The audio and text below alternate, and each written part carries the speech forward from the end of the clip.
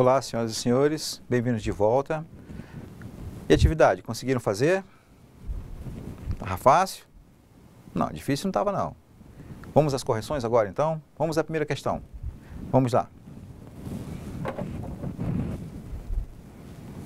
Como era organizada a estrutura da Companhia de Jesus quanto às atribuições de seus religiosos? Muito bem. No início da nossa aula nós falamos acerca da Companhia de Jesus. Foi a chegada aqui dos padres jesuítas com a proposta de catequizar os nativos, nossos índios, no início da nossa história, e também trazer educação. Vimos que era uma educação diferenciada, até porque a classe rica, a elite, era uma educação completa, sistematizada, organizada, como a história narra e tudo. Aos outros, os pardos, os índios, eram apenas instruções, uma vez que a proposta deles era pregar o cristianismo, mas também a prevalência do poder a que esses novos sujeitos da sua história, que se tinham alcançado, se sujeitassem a elas. E nesse processo, esses missionários, eles eram organizados em duas classes distintas. Eram organizados como, primeiro, aqueles que estudavam filosofia e a teologia, os padres que atuavam como professor, e outros que eram seus auxiliares, outros missionários, que eram os que trabalhavam, auxiliando eles, carpinteiros, alfaiates, as cozinheiras, enfim, todo aquele elencado de pessoas que juntos trabalhavam e organizavam aquele processo de educação. Tinham aqueles que apareciam mais, aquelas figuras que estavam à frente, vamos dizer assim, fica melhor explicado, que era o professor, mas por trás dele tinham aqueles serventuários. Vamos ver aqui uma resposta proposta, que inclusive está no nosso material, nós estaremos de ler essa resposta, vamos apresentá-la aos senhores agora e às senhoras. Quanto à organização, a Companhia de Jesus, atribuição de seus religiosos. Muito bem, existiam dois tipos que nós vimos. Os que estudavam teologia e filosofia atuavam como professores, e os que, considerados auxiliares, os coadjutores, atuavam como pedreiros, pintores, carpinteiros, ferreiros, alfaiates, cozinheiros e também administradores responsáveis pela sustentação da escola. Relembrando o que foi falado aqui desde o início da nossa aula. Sempre foi determinante a presença do funcionário da escola. Até lá, passando no início da nossa história, os missionários jesuítas. Na época das aulas régias, proposta, aquele sistema apresentado pelo Marquês de Pombal, que tinham os mestres, os professores, auxiliados pelos seus escravos. Inclusive, nós lembramos os senhores da origem da palavra pedagogia, do nome pedagogo, da palavra pedagogia, que ela deriva de um termo grego, que é paidós agogé, que eram os escravos que conduziam as crianças ao templo onde eram realizados os ensinamentos naquele tempo. Então, sempre foi essencial, determinante, melhor dizendo, a presença dessa outra pessoa, muitas vezes esquecida da história, não tão colocado em evidência, mas que seu papel foi fundamental para o desenvolvimento da educação, inclusive chegando até os dias de hoje. Que nós observamos a valorização recente, que houve aquele parecer, número 16, de 2005, em que trouxe o reconhecimento do poder público a esse profissional, capacitando, lhe atribuindo melhores condições de trabalho e reconhecendo o seu papel fundamental ao longo da nossa história. Vamos à segunda questão.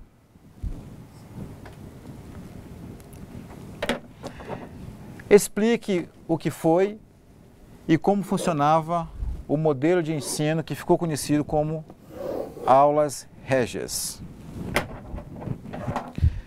O que foi esse modelo de aulas régias? Como vimos, com a saída dos jesuítas, o confisco de seus bens, é claro que os templos de ensino ficaram abandonados, toda aquela estrutura ficou ali abandonada. Então, o Marquês de Pombal, ele instituiu esse novo modelo de ensino, em que alcançava um ensino gratuito, que alcançava toda a população da época, com professores assalariados, com ensino de qualidade, muito melhor que o apresentado até então pelos padres jesuítas, em que ensinava, inclusive, latim, grego, matemática a todos. Então, a partir daí, desse momento da nossa história, essa evolução do ensino tendeu a um crescimento considerável. É claro, não tão valorizado como se esperava. E nesse modelo do Marquês de Pombal, tinha também o auxílio daqueles escravos, nós falamos agora há pouco. Aqueles escravos tinham os mestres e seus escravos que auxiliavam. E os ensinamentos eram praticados ou nas escolas já estabelecidas pelo próprio Marquês de Pombal ou na casa dos mestres, com auxílio sempre dos seus escravos. Observem que essa pessoa que agora está sendo melhor reconhecida, ela sempre esteve presente. Era aquele carpinteiro da época dos padres jesuítas, era aquele cozinheiro, era aquele alfaiate, agora figura aqui como um escravo, vamos dizer assim, um servo direto daquele senhor, que são antepassados, como narrado no nosso material, antepassados históricos de todos os funcionários da educação, de todos aqueles serventuários da escola. Vamos à resposta proposta para os senhores. Resposta. Foi a estratégia adotada pelo Marquês de Pombal, que consistia em oferecer instrução gratuita, ministrada por professores assalariados, contratados para ensinar as primeiras letras e conteúdos como latim, grego e matemática. Observemos aqui, senhoras e senhores, que a educação, o conhecimento a ser transmitido, ele já busca uma melhor qualidade, uma melhor preparação daqueles a quem lhes é apresentado. Ao contrário lá dos padres jesuítas, que a uma determinada classe era oferecida uma educação plena, com toda a abordagem, todo o conhecimento da época, a outra era apenas instruída. Então, as elites, a educação era dada como um todo. A classe mais pobre, considerada na época os pardos, os índios, a eles cabia tão somente alguma instrução, como nós falamos agora há pouco, que era tão somente apresentar a prevalência de um poder maior que o poder a que estavam submetidos, na coroa portuguesa. Então, apenas instruí-los. Vejam bem, apenas instrução, como o nosso material bem apresenta. Não educá-los, propriamente dito, com todo aquele conhecimento, com todas aquelas atribuições próprias, aquele preparo melhor do cidadão, na época, o indivíduo da sociedade daquele momento. Então, era um conhecimento mitigado, um conhecimento um pouco limitado, não pleno como da classe superior. E nesse modelo novo do Marquês de Pombal, não. Era o conhecimento a todos, de forma gratuita e com qualidade, um motivo mais eficiente até para que fosse alcançado e concluída aquela proposta de se educar o cidadão, o membro da sociedade da época. Vamos à nossa terceira questão. Quais foram os fatos que ocorreram a partir da promulgação da Constituição Federal de 1988, que permitiu a sindicalização de todos os funcionários públicos?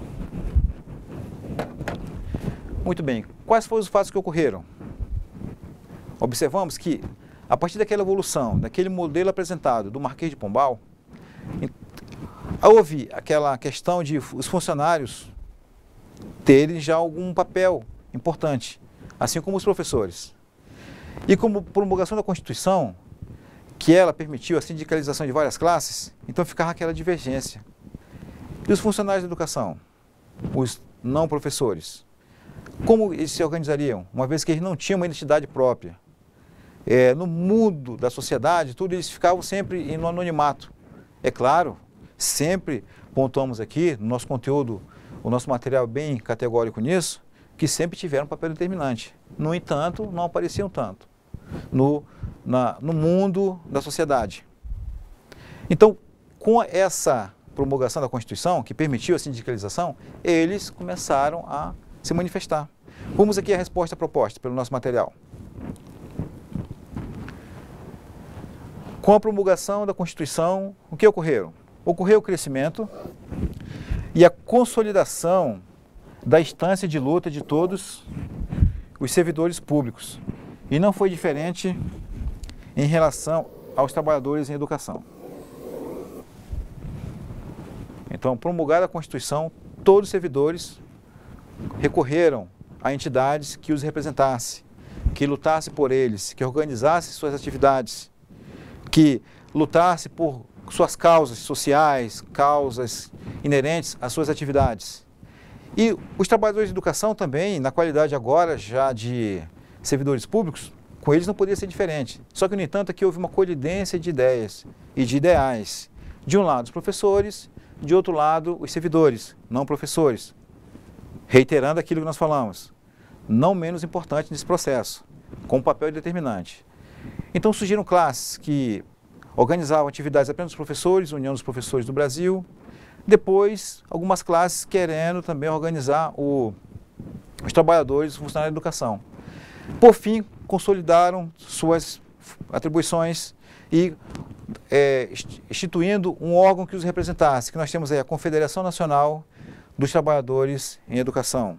Ela abraça todos aqueles, sejam professores, sejam funcionários, pois todos eles, todos esses seres, todas essas pessoas da nossa sociedade têm um papel determinante, uma função social determinante e magnífica que visa tão somente preparar o cidadão, atribuindo a eles uma dignidade pessoal com o que a educação nos proporciona.